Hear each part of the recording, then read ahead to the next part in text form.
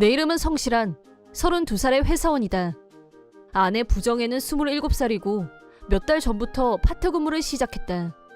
우리는 결혼 2년 차인데 아내는 전업주부의 실증이 난 모양이었다. 따분한 게 제일 싫어 라는 말이 아내의 입버릇이었다. 전업주부 탈피 선언을 한 아내가 선택한 직장은 외국인이 많은 공장의 사무원이었다. 여러 나라의 사람들이 같이 일하는 환경을 마음에 들어했다. 외국인 동료들이 종종 홈파티를 열었는데 그때마다 아내는 빠짐없이 참석했다.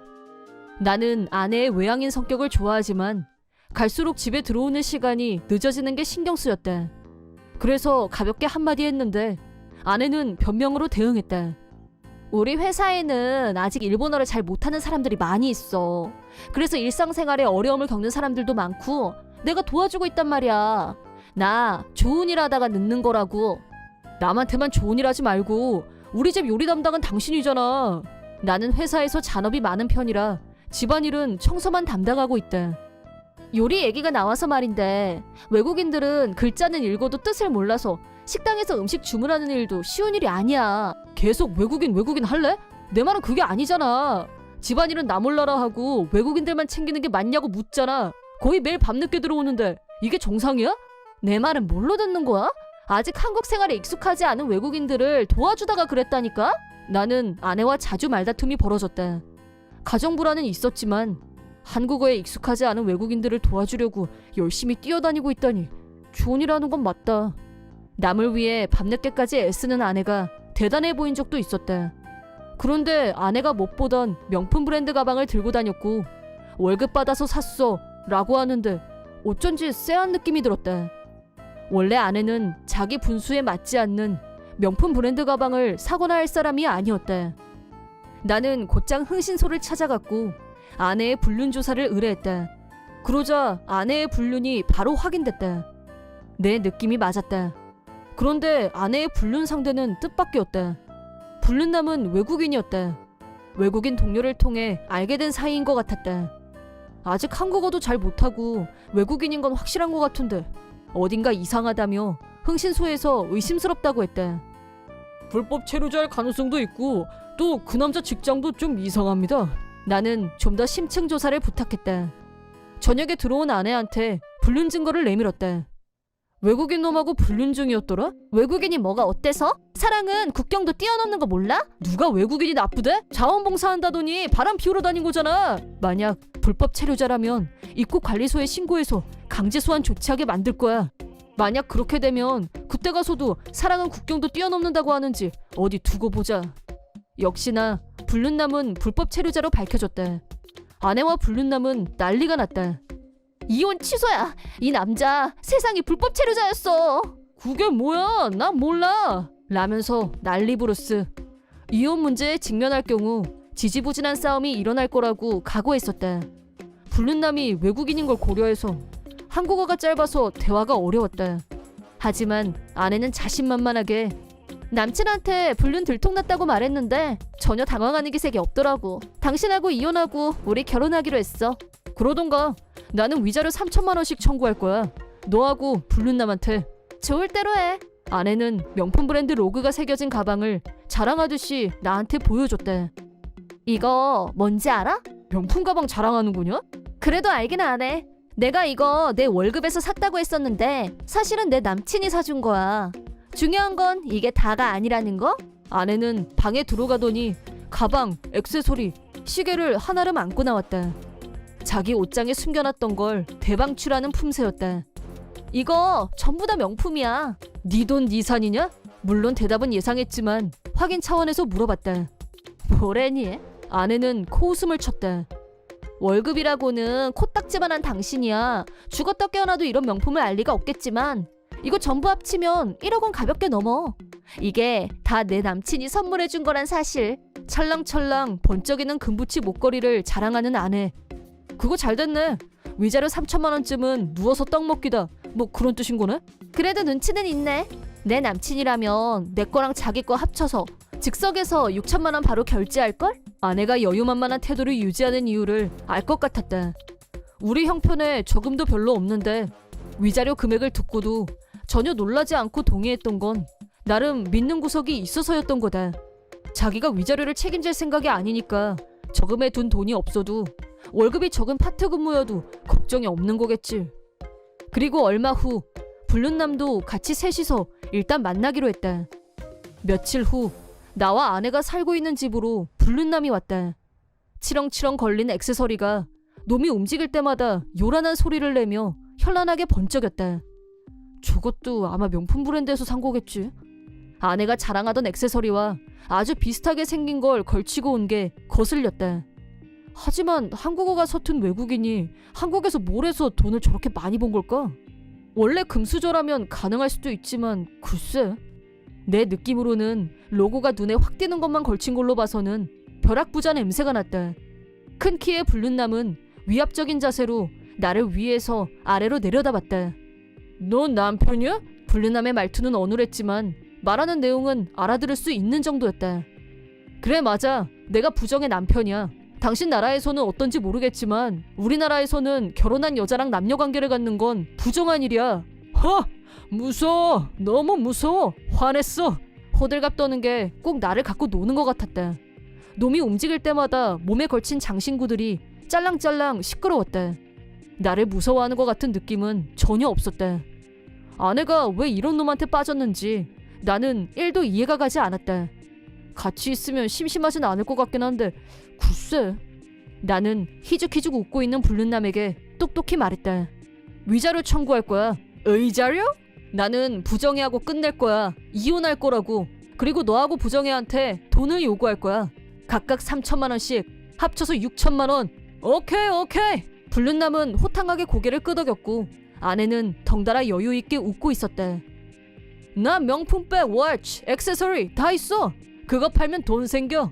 말하는 걸로 봐서는 불륜남은 진짜 돈이 많은 것 같았다. 돈 줄게. 네 와이프 내 여자야. 불륜남은 대담하게 아내를 껴안았다. 불륜남은 내가 말한 위자료를 자기가 다 부담할 요량인 것 같았다. 아내는 끈적거리는 눈빛으로 불륜남을 바라보다가 표정을 싹 바꿔서 나를 봤다. 어때? 이 사람 한국이란 신천지에 와서 사업으로 대박난 사람이야. 당신은 죽었다 깨어나도 흉내도 못 낼걸? 그래, 난 못할 것 같다. 그 나라 말도 제대로 못하면서 그 나라에 가서 살고 일을 할 엄두가 나지 않을 것 같은데 난. 하지만 아내는 불륜남이 말도 제대로 통하지 않는 나라에서 와서 경제적으로 큰 성공을 거둔 모습에 매력을 느낀 모양이었다. 의사소통도 제대로 통하지 않고 도덕관념도 없는 놈이 비즈니스에서 성공한다는 게 그렇게 쉬운 일일까? 어딘가 수상한 냄새가 났다. 하지만 불륜남을 바라보는 아내는 눈에서 하트가 뿜뿜 뿜어져 나오고 있었다. 아내는 말했다. 우리는 언어장벽, 인종장벽, 국경까지 3종 장벽을 모두 초월했어. 그러니까 우리는 무려 진실한 사랑을 찾은 거라고. 나는 여기서 더 이상 둘을 상대하는 게 얼빠진 짓이라는 생각이 들었다. 그래, 좋을 대로 이혼이나 해. 나는 이혼남이 됐다. 그리고 흥신소 조사로 불륜남이 불법 체류 중이란 걸 알게 됐다. 게다가 불륜남의 비즈니스의 정체가 명품백, 짝퉁 판매라는 것도 밝혀졌다. 당연히 불법이다. 사랑은 눈뜬 장님이라고 하지만 아내는 전혀 모르는 것 같았다. 단순히 돈에 눈이 먼 것일 수도 있다. 충분히. 나는 출입국 관리국과 경찰에 신고했다. 불륜남이 경찰에 연행되는 순간 나도 현장에서 실시간으로 지켜봤다. 불륜남과 전처는 완전히 멘붕이 온 상태였다. 왜? 이거 뭐야? 갑자기 왜? 왜 그래? 불륜남은 갑자기 불법 체류가 들통난 사실에 허둥지둥 난리였다. 전처는 나를 발견하더니 갑자기 나한테 달려왔다. 저 남자 불법 체류자래. 나 어떡해? 부탁이야. 이혼 취소하자. 재결합이 좋겠다. 손절. 사랑은 국경도 초월한다며. 쇠고랑 차고 힘내. 나는 그 말만 하고 얼른 현장을 빠져나왔다. 그 후 불륜남은 강제 소환됐고 입국이 금지됐다. 아무래도 국경은 초월하기 힘들 것 같다. 놈은 모아둔 돈도 많지 않았고 나한테 위자료 3천만 원을 주고 나니 거의 무일푼이었다. 전처는 불륜남한테 받은 선물을 모두 팔았지만 수중에 들어온 돈은 푼돈에 불과했다. 왜냐? 전부 짝퉁이었으니까. 불륜남이 체포되지 않았다면 짝퉁을 팔아서 돈을 벌고 있었을지도. 하지만 이제 전처는 위자료 3천만 원을 본인이 마련해야 할 처지가 됐다. 여전히 그 공장에서 파트 근무를 하면서 말이다. 나는 언니가 한 명 있다. 언니는 조카 둘을 데리고 부모님 댁에서 살고 있는데 말하자면 돌싱녀로 귀환한 셈이다. 나는 독립해서 혼자 살고 있고 집은 부모님 댁 근처이다. 그러던 어느 날 형부한테서 연락이 왔다. 형부와 언니는 현재 이혼 문제로 다툼이 있는 상황인데 형부가 언니한테 위자료를 요구하면서 타협이 안 되는 것 같았다. 형부는 언니하고는 연락이 안 닿고 집으로 찾아가면 우리 부모님이 쫓아내는 통에 하는 수 없이 나한테 연락한 거라고 자락을 깔았다. 나는 언니가 위자료를 줘야 하는 이유가 뭐냐고 물었다. 그러자 형부는 정말 어이없는 답변을 내놓았다. 형부가 내세운 궁색한 이유는 언니가 자기 밥을 안 차려줬다는 것, 남편을 섬기지 않았다는 것이었다. 그건 당연한 아내의 의무라고 하면서 잘못은 자기가 해놓고 먼저 이혼하자고 하더니 집을 나가버렸다며 성토했다. 그렇다면 위자료를 내는 게 당연한 거 아니냐라는 주장이었다.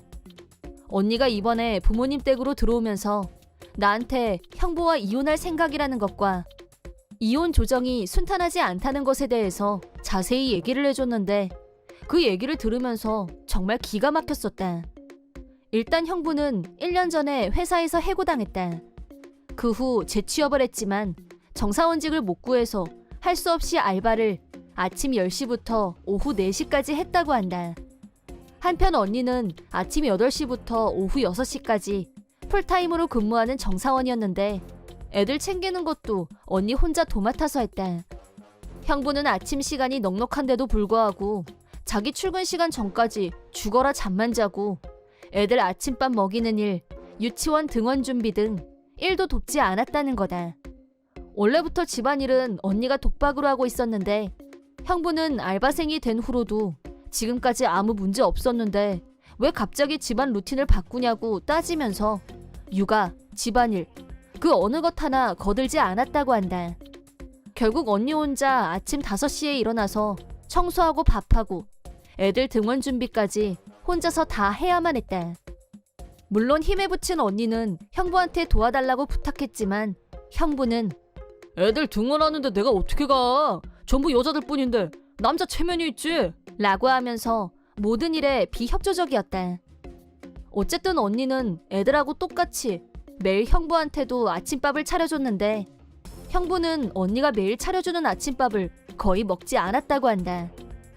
그래서 음식 쓰레기만 만드는 꼴이니 아깝기도 하고 단 1분이라도 아침 시간을 아끼고 싶었던 언니는 차라리 형부 아침밥은 안 차리는 게 낫겠다 싶어서 왜 아침을 안 먹냐고 물었더니 형부한테서 정말 어이없는 답변이 돌아왔다고 한다. 아침에는 머리가 무거우니까 음식을 전부 한 입 크기로 잘라서 먹기 편하게 해주면 안 남기고 먹을지도 모르지. 그리고 넌 내가 이런 말을 꼭 내 입으로 해야 되냐? 마누라면 그 정도 센스는 있어줘야 되는 거 아니야? 왜 안 먹고 남길까? 내가 뭘 잘못했나? 그렇게 생각이 돌아가야 정상이지. 그 정도 눈치도 못 채면서 대체 왜 사냐? 라는 말을 듣고 안 그래도 애들 챙기랴 집안일 하랴 몸이 2개여도 모자란 판국에 다 큰 남편까지 애처럼 챙겨달라는 말에 언니의 인내심이 완전히 고갈되면서 친정으로 와버렸다는 거였다. 그런데 형부는 그걸 자기식으로 아내로서의 역할을 못한 거라고 비난하면서 언니더러 위자료를 내라고 뻔뻔하게 요구하고 있었다. 언니한테 들은 얘기가 있어서 짐작은 하고 있었지만 형부는 상상 그 이하였다. 그래서 형부에게 나는 언니에게 이미 다 들어서 알고 있고 누가 들어도 언니한테 과실이 있다고 보기는 힘들다. 그런 남편이라면 이혼당하는 게 마땅하다고 생각한다고 또박또박 반박했다. 그런데도 형부는 우리 집에 가면 부모님이 문전박대를 해서 언니와 대화를 할 수가 없다면서 아예 간편하게 내가 동생이니까 책임지고 위자료를 대신 내라고 요구했다. 정말 머리가 어디 고장난 게 아닌지 의심하지 않을 수 없었다. 말도 안 통하고 이런 상태의 사람과 얘기해봐야 시간 낭비라는 생각에 그냥 전화를 끊어버렸다. 하지만 형부는 언니를 찾아가는 것보다 나한테 연락하는 게 중간에 부모님도 없고 더 빨리 돈을 받아낼 수 있을 거라고 생각한 건지 매일 나한테 전화를 걸어왔고 같은 얘기를 반복했다. 착신 거부를 하면 간단하게 통화를 차단할 수 있지만 그렇게 하면 다시 언니를 찾아가서 귀찮게 할 게 뻔했고 어떻게 해야 할지 판단이 서질 않았다. 언니한테 이 문제를 상의하고 싶었지만 소심한 언니가 나한테 피해가 가는 걸 막기 위해서 형부한테 위자료를 줘버릴 가능성이 농후했기 때문에 쉽게 얘기도 못 꺼내고 있었다. 그렇게 일주일 동안 형부 전화를 무시하는 걸로 버티고 있었는데 갑자기 전화가 뚝 끊어졌다. 혹시 제풀에 나가 떨어졌나 하고 살짝 안도하고 있던 주말, 집에 있는데 초인종이 울렸다. 인터폰을 확인한 순간 온몸에 소름이 돋았다. 초인종을 누른 사람은 형부였고 형부는 실실 웃으면서 문 앞에 서 있었다. 여기는 왜 찾아온 거예요? 당장 돌아가세요. 안 그러면 경찰 부를 거예요. 나는 소리쳤지만 형부는 아랑곳하지 않고 계속 실실거리면서 네 언니랑 이혼할 거니까 걱정 안 해도 돼 라고 했다. 이건 또 뭐지? 여태까지 위자료 안 주면 절대 이혼 못 해준다고 버티던 사람이 갑자기 왜? 무슨 바람이 분 거야 대체? 나는 정말 이혼할 거냐고 물었고 그럼 위자료는 어떻게 할 거냐고 묻자 위자료도 필요 없다고 대답했다. 그럼 이제 언니도 한시름 놓겠다라는 생각이 들었고 나도 마음이 놓였다. 잘 됐다고 안도한 순간 형부는 다시 충격적인 발언을 내뱉었다. 이혼하고 미나 너하고 재혼할 거야. 에? 지금 뭐라는 거예요? 미나 너 대기업 종사원이잖아. 좋은 직장에서 월급도 많이 받고 내가 네 인스타 봤거든? 너 요리도 진짜 잘하더라. 그러니까 언니 카드 버리고 동생 카드 잡으면 돈 걱정 밥 걱정 다 해결되잖아. 너 집안일 요리 다 잘하는 거 맞지? 그렇다면 내가 네 언니랑 이혼 못할 이유가 없는 거 아니겠어? 형부의 광언을 듣고 있으려니 등줄기가 오싹하면서 공포가 밀려왔다. 실은 내가 관리비를 못 내서 퇴거 통지를 받았거든? 우리 결혼하기 전에 먼저 같이 살면 안 될까? 걱정 마. 내가 언니보다 너 더 많이 사랑해줄게. 라는 말을 듣고 정상이 아니라고 판단한 나는 얼른 경찰에 신고했다. 다행히 경찰은 10분도 안 걸려서 도착했고 형부는 출동한 경찰에게 양팔을 결박당했다. 잡혀가면서 나는 저 여자 약혼자다, 결혼할 사이라면서 경찰에 격렬하게 저항했다. 경찰은 나한테 맞냐고 물었고 나는 절대 사실이 아니라고 강력히 맞섰다. 이 사람은 내 형부고 언니와 이혼 문제로 마찰이 있다는 부연 설명과 함께 말이다. 그 결과 형부인지 정신병자인지 하는 놈은 경찰에 연행됐고 사태가 이쯤 되면 도저히 혼자서 감당할 사이즈는 아니라는 판단하에 부모님께 연락했다. 그러자 언니는 한달음에 나한테 달려왔고 네가 나 때문에 왜 이런 피해를 입어야만 하냐면서 펑펑 울면서 나를 끌어안고 무사해서 다행이란 말을 계속 되뇌었다. 그리고 부모님은 언니 일만으로도 충분히 열이 받았었는데 나까지 괴롭히고 가당치도 않은 결혼을 입에 올리다니 미치지 않고서야 어떻게 이렇게 만행을 저지르냐며 노발대발하다가 형부 부모님을 집으로 불렀다. 형부 부모님과 일단 경찰서에서 풀려난 형부가 같이 우리 집으로 찾아와서 무릎 꿇고 싹싹 비는 풍경이 펼쳐졌다. 형부 부모님은 언니에게 한 짓만으로도 죄스러운데 상관없는 사돈 처녀한테까지 전화로 괴롭히고 결혼하자며 패륜적인 발언을 한 것까지 포함해서 위자료를 강요한 것까지 모두 사과하셨다. 나와 언니에게 저지른 짓에 대해서 책임지고 위자료를 지불하게 할 것과 두 번 다시 얼씬하지 못하게 시골집으로 형부를 데리고 가겠다고 약속하셨다. 하지만 형부는 여전히 모든 책임은 언니에게 있다. 나를 찾아온 게 서로에게 윈윈이다. 라는 헛소리를 해댔는데 옆에 있던 사돈어른이 멋지게 주먹을 날리셨다. 이런 미친놈! 네가 사돈 처녀한테 한 짓은 명백한 범죄야! 부끄러운 줄 알아! 라며 호통을 치셨다. 형부는 사람들 앞에서 아버지에게 맞은 게 창피했는지 갑자기 조용해지더니 순순히 부모님을 따라서 시골로 강제 송환에 응했다.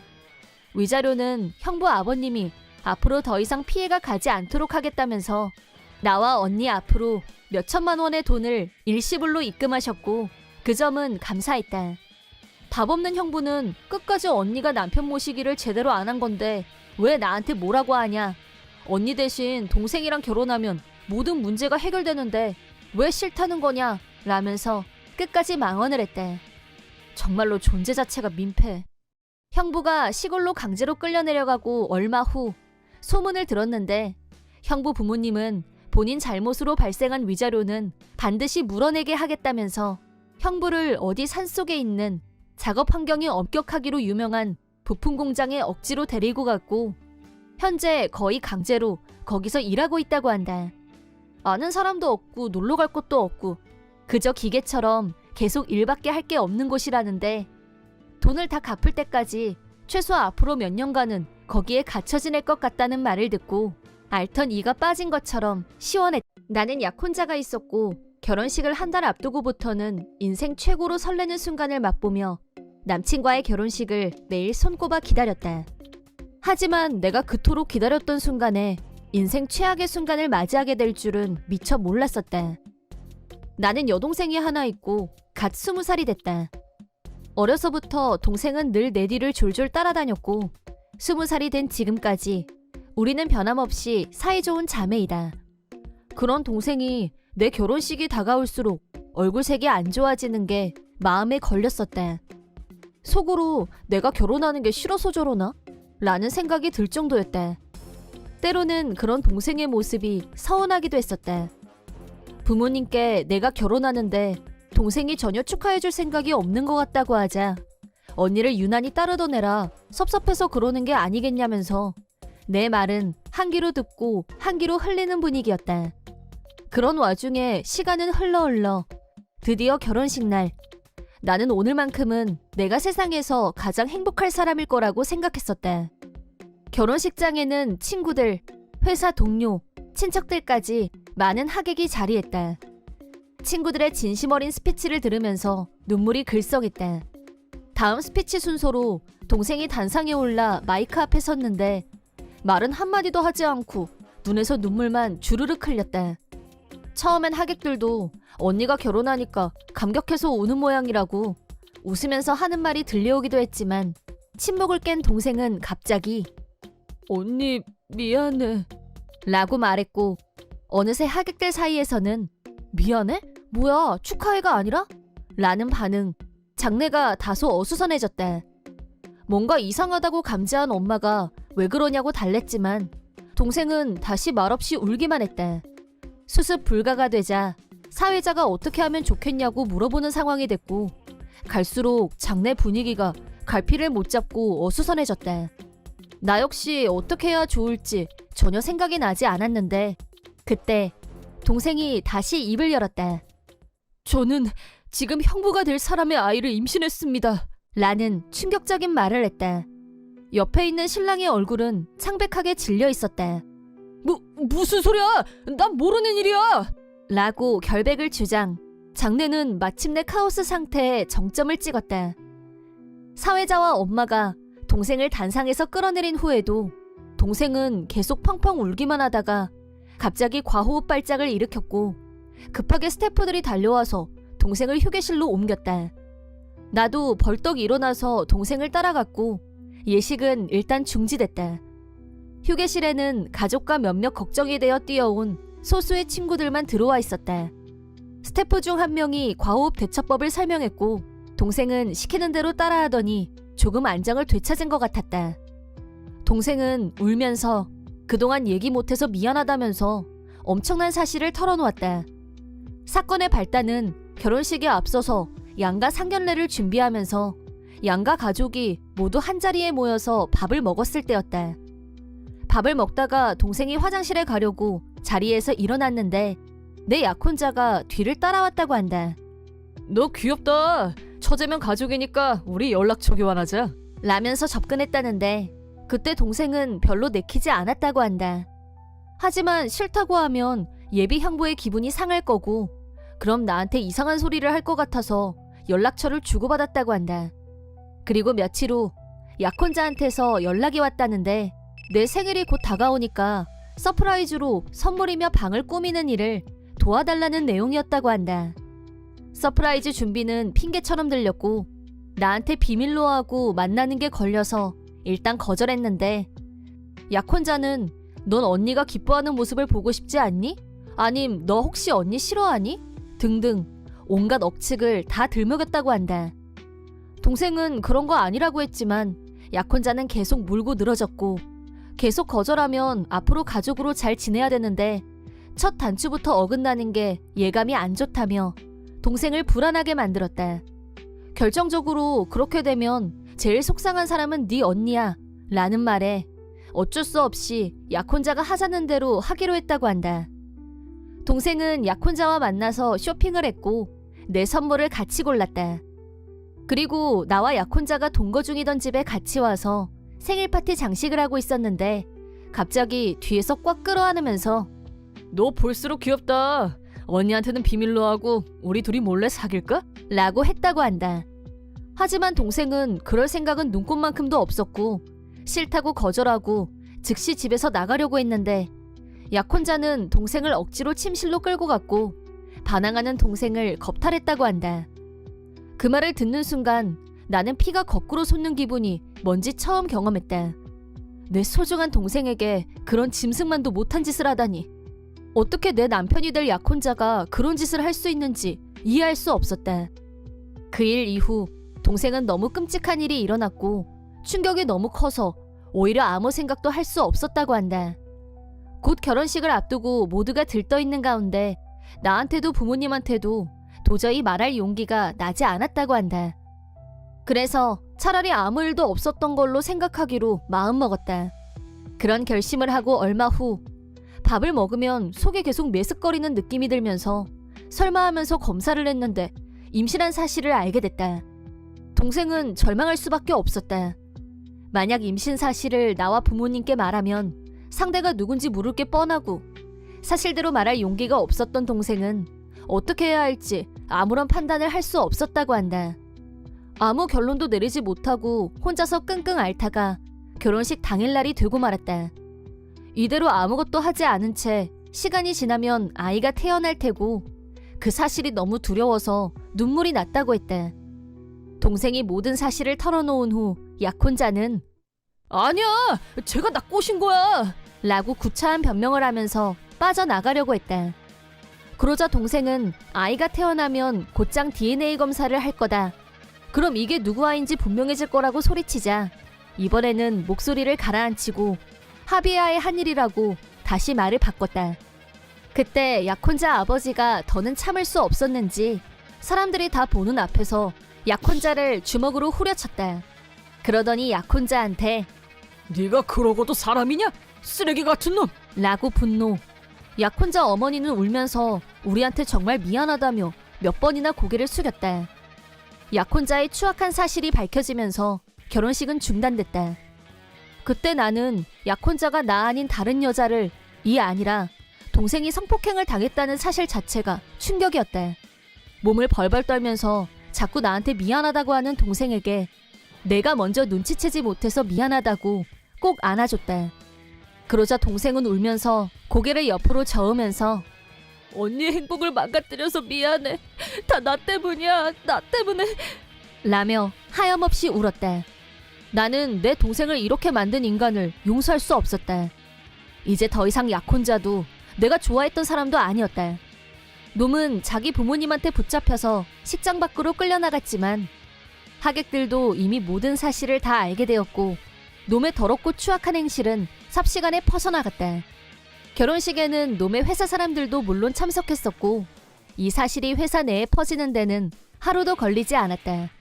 그 결과 초고속으로 해고 처분이 내려졌다. 놈은 자기 부모님, 특히 아버지에게 무자비하게 맞은 후 감히 나하고 다시 시작해보겠다는 꿈을 꾼 모양인데 나 네 동생 게임에 빠진 거야. 네 동생이 문제라고. 내 말 좀 믿어 제발. 너 나랑 네 동생 중에 누굴 더 믿어? 나지? 나 믿지? 나 이제 너밖에 없어. 제발 나 버리지 마. 어? 우리 아무도 모르는 데 가서 조용히 살자. 라고 떠들어댔는데 한마디로 정리. 지옥에나 가 인간 말종아. 라고 하고 전화를 끊었다. 그 후 나는 놈에게 결혼식 비용, 부정행위 등에 대한 위자료로 1억을 청구했다. 그리고 동생과 함께 놈의 성범죄를 경찰에 신고했다. 증인은 셀 수 없이 많았고 놈의 죄를 밝히는 데는 긴 시간이 필요 없었다. 당연히 감옥행이 떨어졌다.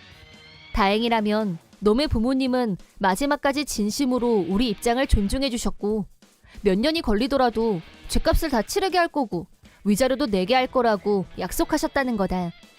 이번 일로 놈은 놈을 아는 모든 사람들에게 손절당했고 누구 하나 놈의 편을 드는 사람은 없었다. 놈의 라인에는 헤아릴 수 없이 많은 욕설 문자가 날라왔지만 그 모든 것은 네 탓이라는 사실. 놈은 감옥 안에 있는 것도 지옥, 감옥 밖으로 나와도 지옥일 것이다.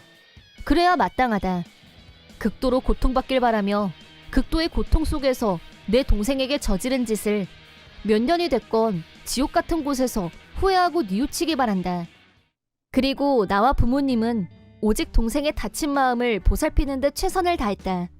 동생은 뱃속에 있는 생명에 대해 고통스럽게 고민하고 공포와 싸운 결과 뱃속의 아이는 아무 죄가 없다면서 그 아이를 낳아서 잘 기르기로 결심했다.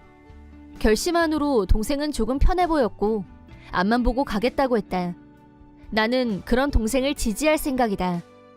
내 결혼식은 산산이 부서졌지만 동생이 모든 것을 이겨내고 웃는 모습을 되찾은 것에 감사한다. 내 이름은 현명한 남편, 아들과 3명이서 살고 있는 주부이다. 예전부터 취미이기도 했던 요리를 내 인스타에 올렸는데 최근 들어 조회수가 급격하게 늘어나면서 얼마 전 인기 인플루언서로 등극하는 영광을. 순조로운 취미생활, 화목한 가족과 함께 행복한 나였지만 생각지도 못했던 트러블에 휘말리고 말았다. 그건 그냥 갑작이었다. 어느 날 평소와 다름없이 쓰레기를 버리러 갔다. 근처에 사는 대학생 마리나가 인사를 했다.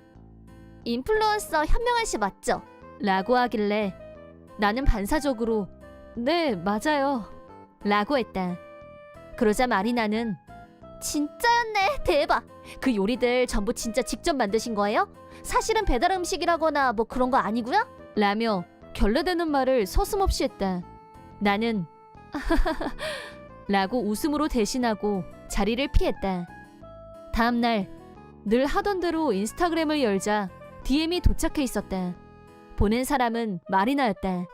내용은 어제 그 반응은 내가 전곡을 찌른 거 맞죠? 이거 확산시켜야 되나 고민됨 라고 쓰여 있었다. 차단해버릴까도 생각했지만 마리나 엄마와 나는 제법 친하게 지내는 이웃이었다. 일단 당장 차단하기보다는 조금 추이를 지켜보기로 했다. 하지만 그날 이후로 마리나는 밖에서 마주칠 때마다 양치기 인플루언서 아줌마 라고 노골적으로 빈정거렸다.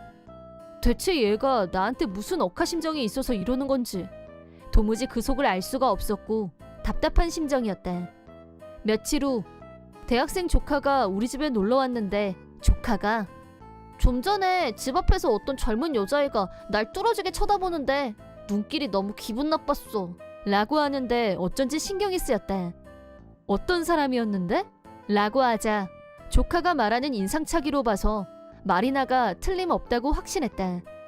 나한테뿐 아니라 우리 집에 찾아온 조카한테까지 무슨 속셈이 있는 게 아닐까 왠지 불안했다.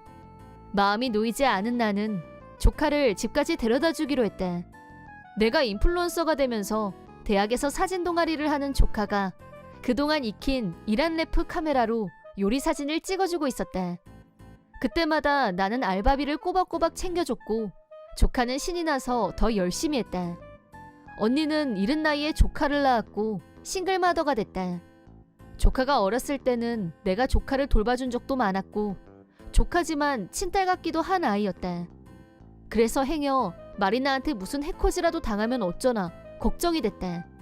그리고 다시 며칠 후 마리나가 내 조카를 뚫어지게 쳐다본 이유가 밝혀졌다. 장을 보고 왔는데 우리 집 앞에서 마리나가 기다리고 있었다. 마리나는 나를 보더니 성큼성큼 가까이 다가왔다. 아줌마 아들이 나 임신시켰거든? 낙태수술했으니까 당장 위자료 3천만 원 입금해줘 라고 했다. 우선 내 아들이 마리나를 임신시키는 일은 절대 불가능했다. 왜냐면 우리 아들은 아직 유치원생이고 5살에 불과했으니까. 너무 터무니없었지만 내용에 너무 놀라서 그게 사실이니? 좀 더 자세히 말해볼래? 라고 서둘러 물었다. 그러자 계속 열을 내면서 자세한 사정을 얘기하기 시작했는데 마리나 말에 의하면 한 달 반쯤 전에 밤중에 집으로 가고 있던 마리나를 내 아들이 강제로 인적 드문 곳으로 끌고 갔고 그때 당한 후 임신까지 하고 말았다는 거였다. 만약 이 얘기가 사실이라면 범인이 내 아들이 아니라고 해도 엄청난 일인 것만은 틀림없었다. 마리나가 걱정이 된 나는 범인의 특징에 대해 자세히 물었다. 그러자 마리나는 아까보다 더 흥분하면서 지금 저를 의심하는 거예요? 틀림없이 아줌마 아들이었다고요. 내가 그 남자가 이 집으로 들어가는 걸 몇 번이나 봤다고요. 라고 했다. 우리 집에 드나드는 남자라면 5살짜리 아들과 40살 우리 남편뿐인데? 내 아들이라고 확신하는 걸로 봐서는 범인이 남편일 가능성은 거의 없다고 보는 게 맞을 것 같고 머릿속이 혼란스러운 가운데 내 아들은 아직 5살밖에 안 됐어. 라고 말해줬다. 그러자 마리나는 어디서 뻥을 쳐요?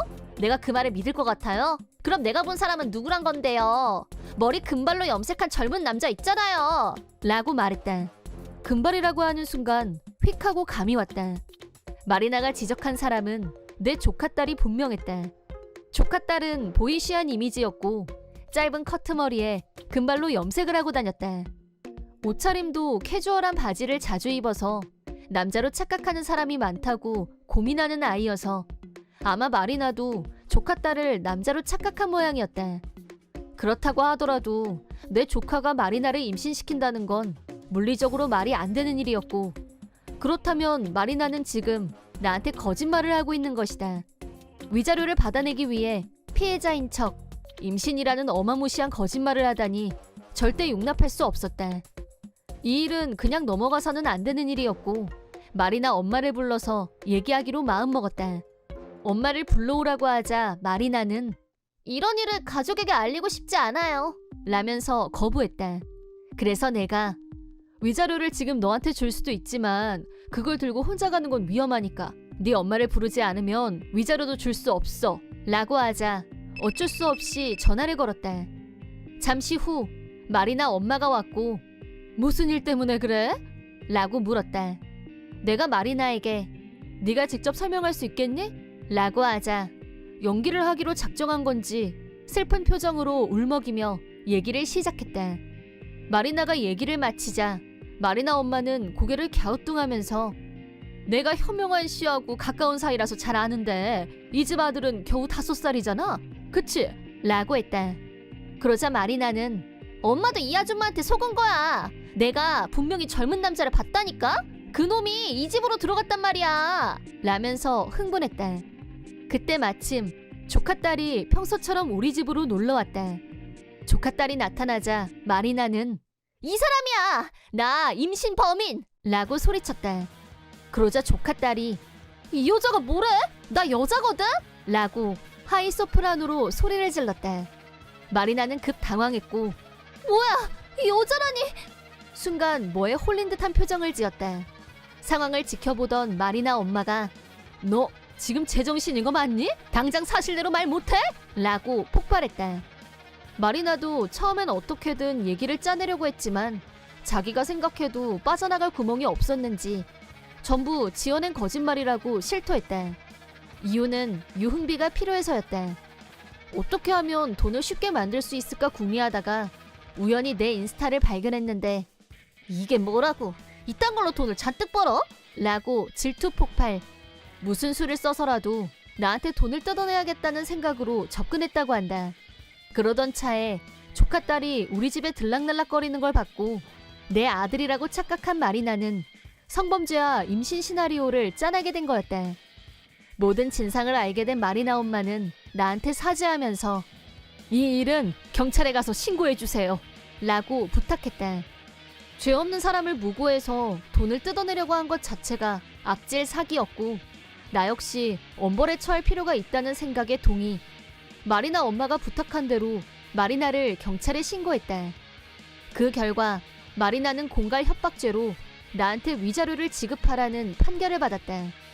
겁도 없이 공갈 협박을 벌인 마리나는 이 사실이 대학에 알려지자 학교를 중퇴하게 됐다.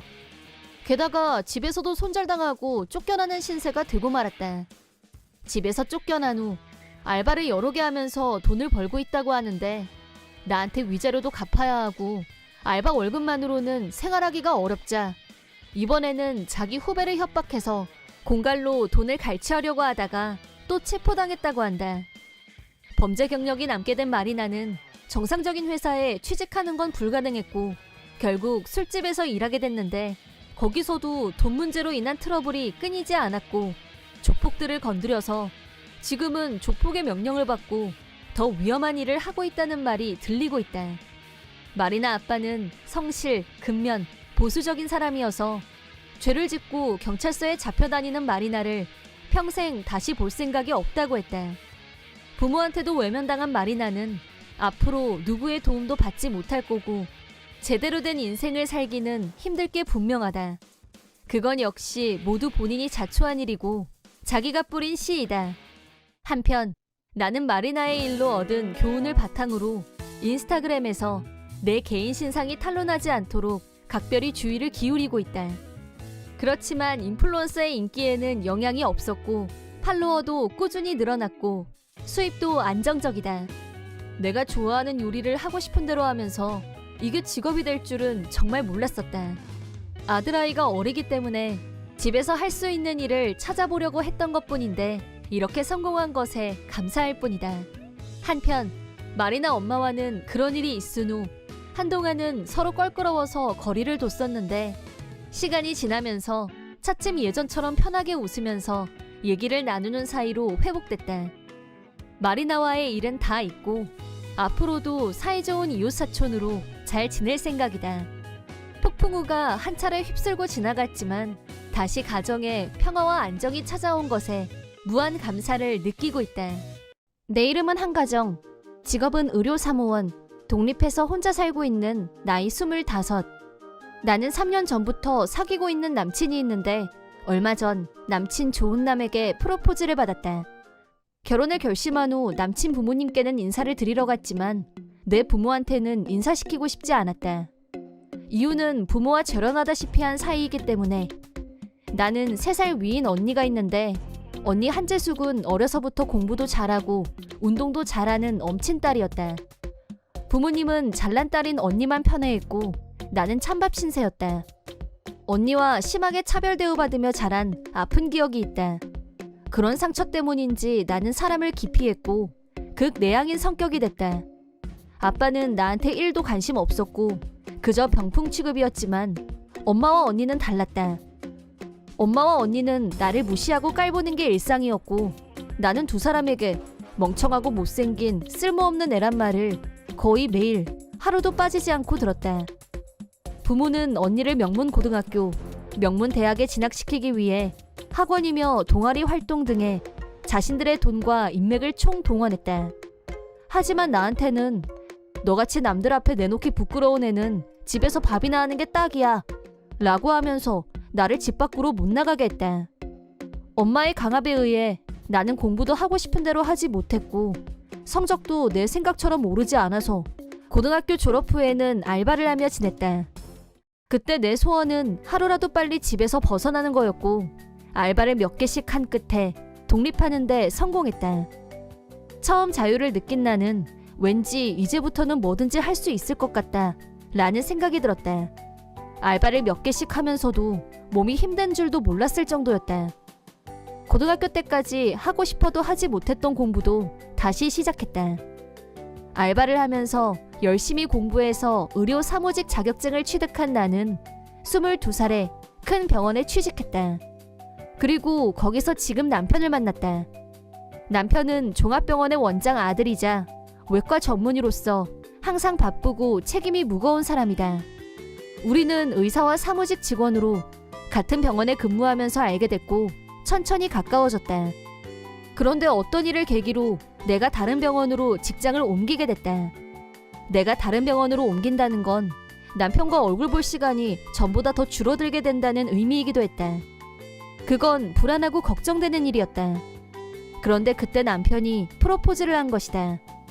그러면서 나한테 결혼 후에는 내조에만 힘써달라고 했다. 나는 전업주부가 돼서 남편 내조에 전념하기로 결심했고 지금껏 이어오고 있다. 결혼식 당시에 시부모님은 우리를 축복해 주셨고 결혼식은 성대하게 올리자고 제안하셨다. 사돈될 분들을 만나고 싶다고 하셨지만 남편이 나 대신 내 성장 배경을 설명해드렸다. 시아버지는 그렇다면 가정의 가족들은 결혼식에 초대하지 않는 걸로 하는 게 좋겠구나. 라면서 내 입장을 이해해주셨지만 시어머니는 표정이 썩 밝지 않았다. 어쨌든 내 쪽 부모는 안 부르는 걸로 하고 결혼식을 준비해 나갔다. 그렇게 어느새 결혼식이 3일 앞으로 다가와 있을 때였다.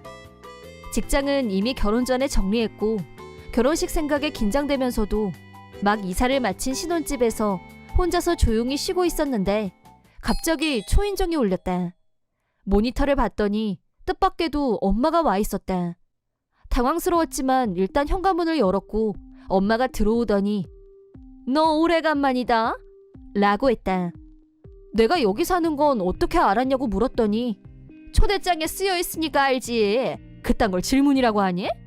라고 했다. 초대장? 라고 반문하자 결혼식 초대장이 집으로 왔다고 말했다. 나는 절대 집으로 초대장을 보내지 않았기 때문에 몹시 당혹스러웠다. 엄마는 네 주제에 결혼해봤자 뻔하지. 어디서 별 볼 일 없는 놈 하나 만났겠지. 이런 거 보내면 내가 네 결혼식에 갈 거 같니? 라고 하더니 갑자기 언니 얘기를 꺼냈다. 엄마는 언니가 최근에 종합병원으로 직장을 옮기게 됐다면서 월급도 엄청 오를 거라고 자랑했다.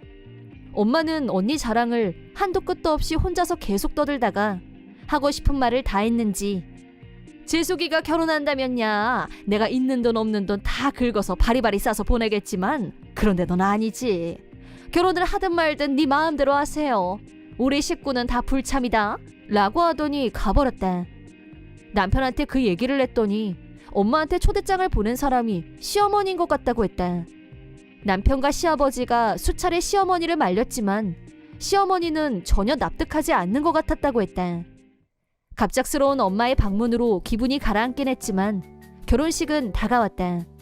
결혼식이 시작되기 전에 하객들을 살펴보니 역시나 나의 생물학적 가족은 보이지 않았고 안심했다. 주요 하객으로는 시아버지 병원 관계 높은 분들이 와 계셨고 내 친구들도 있었다. 많은 사람들의 축복을 받으며 행복하다는 생각을 했다. 이벤트 중 하나로 남편의 어린 시절 영상이 스크린을 통해 흘러나왔다. 하객들이 모두 영상에 집중하고 있을 때 갑자기 예식장 문이 열렸다. 그 순간 하객들의 시선이 일제히 문 쪽을 향했고 그때 하얀 웨딩드레스를 입은 언니가 등장. 돌발 상황 발생에 장내가 술렁거렸다. 언니는 네가 뭔데 나보다 먼저 결혼을 해? 얼굴도 못생기고 머리도 나쁜 게 라고 소리치면서 나를 향해 성큼성큼 걸어왔다. 내 앞으로 오더니 너 같은 못난이가 웬 결혼? 말이 돼? 결혼은 나같이 생긴 애가 하는 거야. 웨딩드레스도 내가 입으니까 더 신부 같지? 라면서 웃었다. 나는 옆에 있는 신랑을 가리키면서 내 신랑이 누군 줄 알아? 라고 대답했다. 언니는 뭐래? 라고 하더니 그제야 두리번 신랑을 찾았다. 영상 상영 중이어서 결혼식장의 조명이 다 꺼진 상태였기 때문에 신랑 얼굴이 잘 보이지 않는 모양이었다. 그래서 내가 내 남편은 언니가 새로 취직한 병원 의사야. 원장님 아들이고 라고 언니한테 알리지 않았던 사실을 알려줬다. 실은 내가 갑자기 다니던 병원을 옮기게 된 것도 언니가 나와 남편이 일하는 병원에 들어오게 된 사실을 우연히 알았기 때문이었다. 조명이 켜진 식장을 둘러본 언니의 얼굴이 창백해졌다. 식장에는 언니가 천신만고 끝에 입사한 병원의 높은 분들이 일렬로 앉아 있었으니 당연했다. 언니는 그런 거 아니고 나는 농담으로 요즘은 결혼식 때 이벤트 많이 하잖아. 서프라이즈.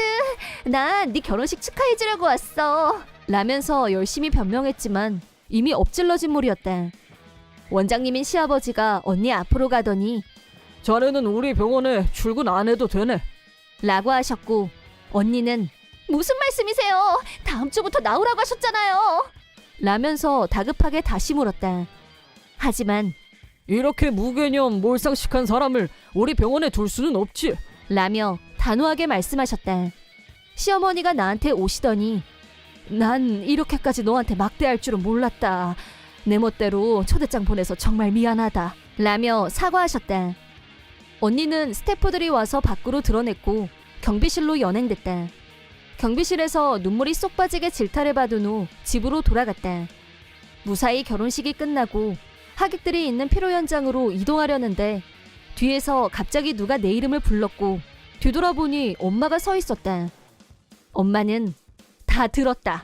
너 엄청 큰 병원 원장 아들한테 시집 가는 거라며? 너 좀 대단하다. 그래야 내 딸이지. 이제 좀 내 딸 같네. 앞으로 엄마랑 친하게 지내자. 라면서 들이대려고 했지만 나는 즉시 손절했다.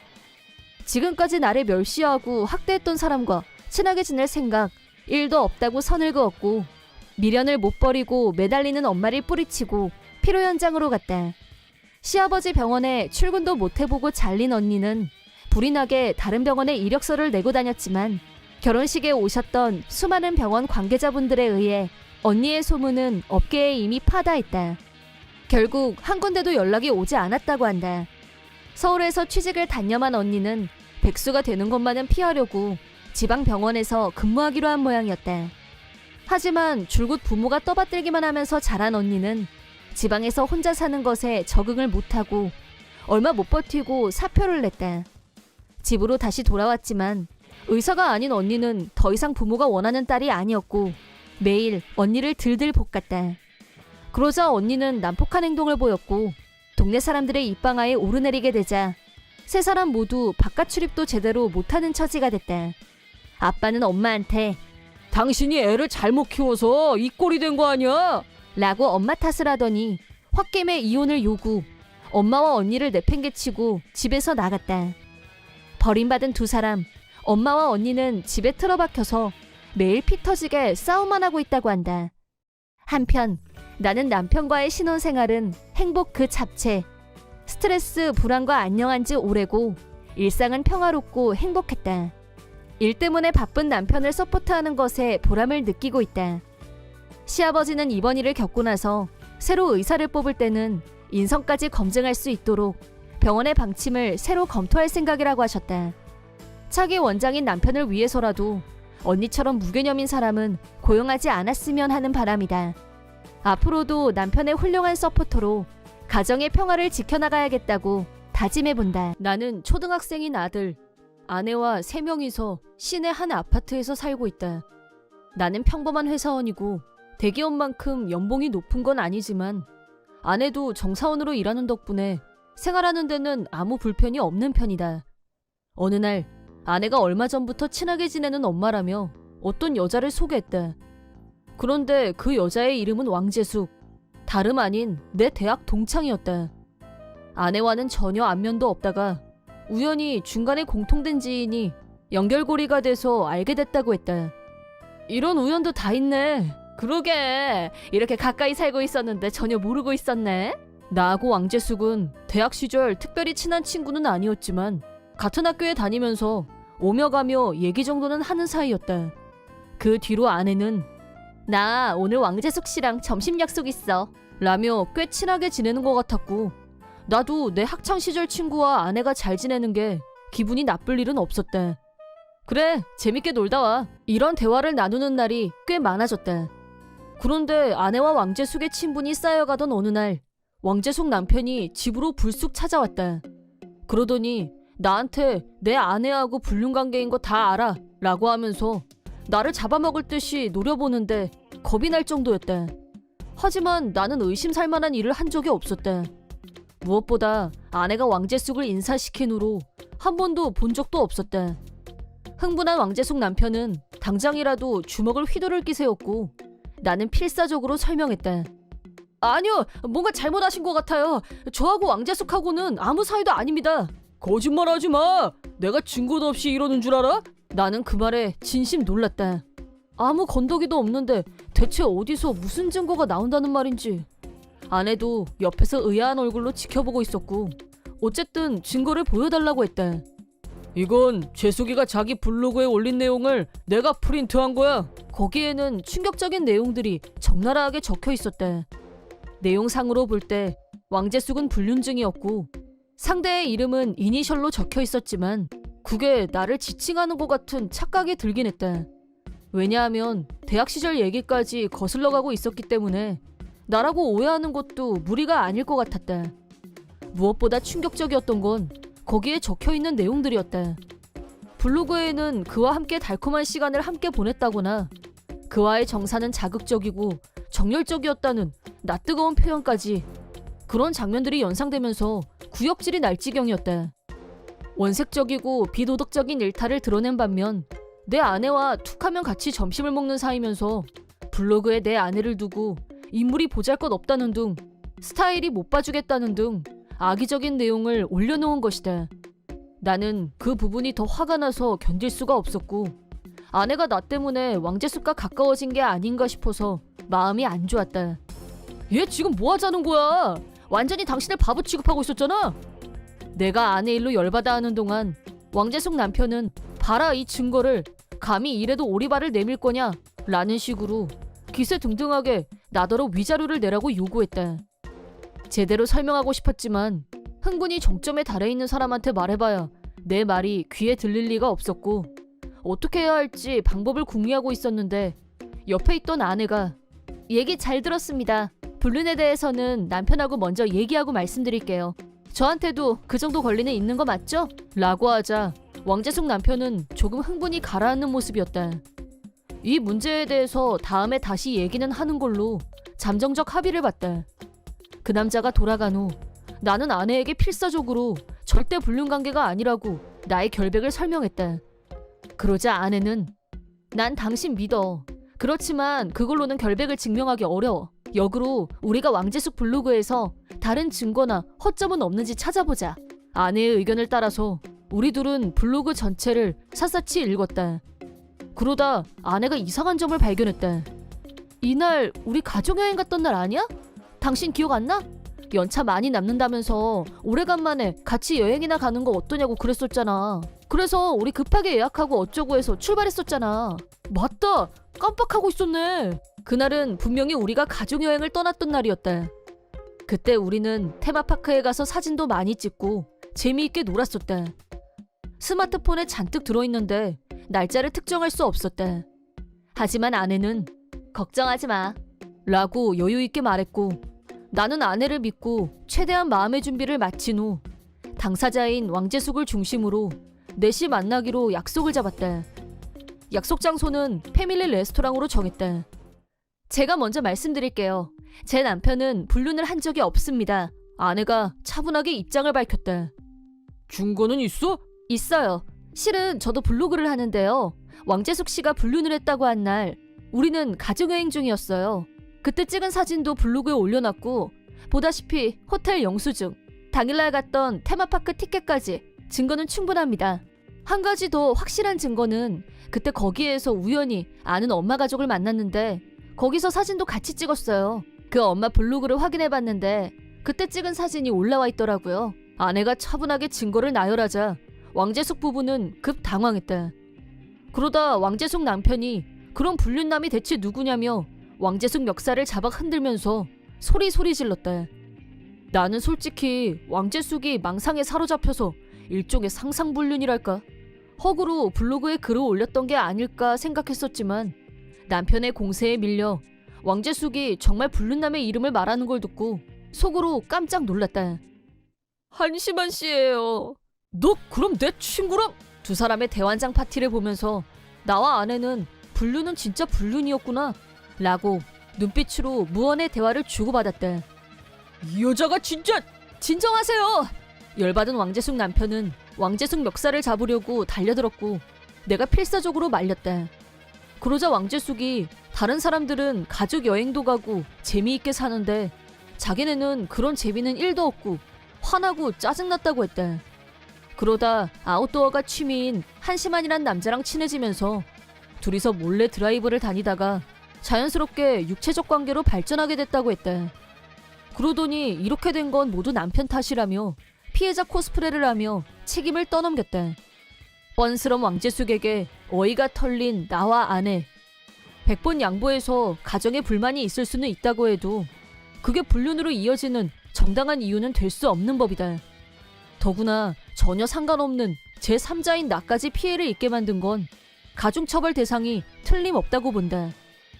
그 일이 있은 후 아내는 왕재숙과 완전히 손절했다. 이번 일로 왕재숙 부부에게 정신적 피해 보상 차원에서 위자료를 받았고, 동시에 대학 친구들에게 철저한 해명과 함께 유언비어의 온상이 된 블로그를 삭제. 꺼진 불도 다시 보기 위해 블로그 내용은 사실이 아니었다고 명시하고 나서야 마음이 조금 놓였다. 한편 왕재숙 남편은 당연히 왕재숙과 불륜남에게 위자료를 청구했다. 자기 아내가 불륜을 했다는 것만으로도 충분히 충격이었을 텐데 상대가 자신의 절친이라니 얼마나 비참한 심정이었을까 안타까웠다. 아들아이의 친권은 남편분이 갖게 됐다고 하는데 앞으로 아들아이와 둘이서 앞만 보며 살아갈 거라고 했다. 그 말을 듣고 그나마 다행이라고 생각했다. 문제의 절친과는 깨끗하게 손절했다고 하는데 그건 당연한 일이라고 생각한다. 아무리 그럴싸한 이유를 댄다고 한들 절친의 아내와 불륜이나 하는 사람이라면 다음엔 어떤 일로 배신할지 신용할 수 없는 사람인 건 분명하다고 본다. 우리 부부 역시 단단히 피해를 입은 피해자로서 왕재숙에게 따로 위자료를 청구했다.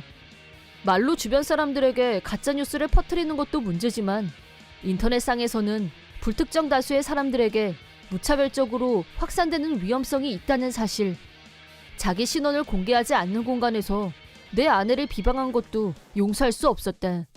하지만 왕재숙은 나 네 이름 한 글자도 공개한 적 없거든? 근데 내가 왜 너한테 위자료를 줘야 돼? 나 남편 위자료 갖기도 빡세거든? 말 같지도 않은 소리 하지 마! 라면서 뻔뻔하게 나왔지만 실제로 왕재숙 남편이 오해했던 것처럼 나를 불륜 상대로 오해할 소지가 있다는 게 증명된 만큼 왕재숙의 변명은 통하지 않았다.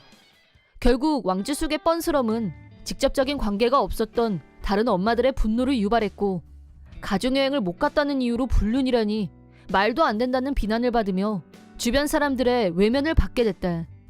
불륜의 결과는 당연히 이혼이었고 갈 곳이 없어지자 친정의 도움을 요청했지만 자기 딸의 불륜으로 눈에 넣어도 안 아픈 손자와 생이별을 하게 되면서 부모님은 극노했고 얼굴도 보기 싫다며 완전히 손절당했다고 한다. 그 후 떠도는 소문에 의하면 마지막 보루였던 친정으로부터 버림받은 왕재숙은 허름하고 초라한 집에서 혼자 사는 처지가 된 건 물론 위자료를 갖기 위해 알바를 몇 개씩 하면서 고생하고 있다고 한다.